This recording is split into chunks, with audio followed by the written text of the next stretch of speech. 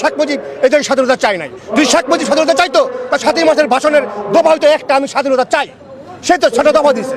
সে বলছে বাংলা জাতীয়তাবাদ, ঘরে ঘরে সেনাবাহিনী, ব্যারেকে সেনাবাহিনী ফেরত দেওয়া হোক, গণহত্যার বিচার করা হোক, নির্বাচিত প্রতিনিধি ক্ষমতা হস্তান্তর করা হোক। সে 6টা দফা দিচ্ছে না। 6 দফা দিয়েছে কাকে? পাকিস্তান সরকারকে। শেখ মুজিব নির্বাচনে গিয়েছিল পাকিস্তানের প্রধানমন্ত্রী হওয়ার জন্য, রাইট? ভাষণে বলছেন নির্বাচনে যাবে যারা, পাকিস্তানের দালাল তারা। নির্বাচন বর্জন। এবারের সংগ্রাম স্বাধীনতার সংগ্রাম, এটা ভাষণের বক্তব্য ছিল, রাইট? কিন্তু ভাষণের সাহেব নির্বাচনে যান নাই। মুজিব নির্বাচনে গেছেন, অর্থাৎ উনি প্রথম প্রমাণ করছেন উনি পাকিস্তানের দালাল ছিলেন। এবং উনি 7 মাসে যে ভাষণ দিয়েছেন সেই ভাষণে উনি 6টা দফা দিয়েছেন। ওনার দফা হচ্ছিল 1 দফা। উনি বলেছেন সাহিত্য স্বাধীনতার কথা। উনি মুক্তিযুদ্ধের সময় পাকিস্তানে আরামে করে বেড়াইছেন, তারা বলে তাকে গ্রেপ্তার করা হয়েছে।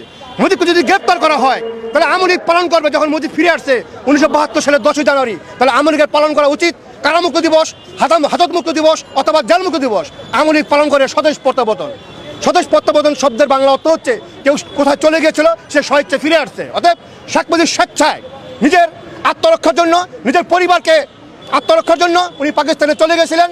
এবং ডক্টর কামাল হোসেন গণফোরামের নেতা, ওনার শ্বশুরবাড়ি ছিল করাচি, শেখ মুজিব সেখানে করাচিতে ছিলেন। যদি আমার কথা যদি ভুল হয়, এখন যেমন বাংলাদেশের সমস্ত মুক্তিযোদ্ধারা হতাহত হয় নাই, তেমনিভাবে শেখ মুজিব যে পাকিস্তানে ছিল সে জেলখানায় তাকে যারা রাখাশোনা করছে সে জেলখানা আজও কোনো অস্তিত্ব আছে কিনা আপনারা খোঁজ নিয়ে দেখেন। বরং ডক্টর কামাল হোসেন যে শ্বশুরবাড়ি করাচি, সেই এলাকাতে আপনারা খোঁজ নিয়ে দেখবেন মুজিব সেখানে কী করেছিল। ঠিক আছে? অতএব আওয়ামী লীগ সবসময় মিথ্যা কথা বলে, আওয়ামী লীগ সবসময় হচ্ছে উল্টা রাজনীতি করে। মুজিবকে যদি পাকিস্তানিরা গ্রেপ্তার করে, আমি ধরে নিলাম যে স্বৈরাচার হাসিনার সময় যেমন আমাদের নেতা তারেক ভাইয়ের বক্তব্য অনলাইন অফলাইনে প্রকাশ করতে দেয় নাই, মিডিয়াতে প্রকাশ করতে দেয় নাই, আমি ধরে নিলাম যদি সেই সময় পাকিস্তানিরা শেখ মুজিবের বক্তব্য প্রকাশ করতে না দেয় তাহলে সেটা হচ্ছে পাকিস্তানের সরকারের গণমাধ্যমগুলো।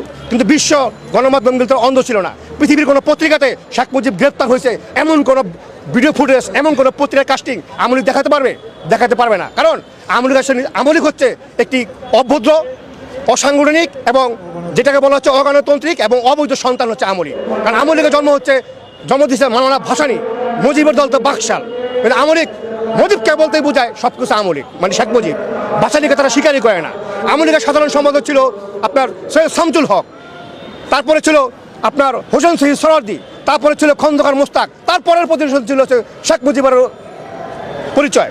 শেখ মুজিব কীভাবে খন্দকার মোস্তাককে, সৈয়দ শামসুল হককে, হোসেন শহীদ সোহরাওয়ার্দীকে এবং প্রতিষ্ঠাতা সভাপতি মাওলানা ভাসানীকে টপকে জাতির পিতা হয়ে যায়। অতএব আওয়ামী লীগ যে অবৈধ সন্তান, বাপ ছাড়া সন্তান, এটি আওয়ামী লীগ প্রমাণ।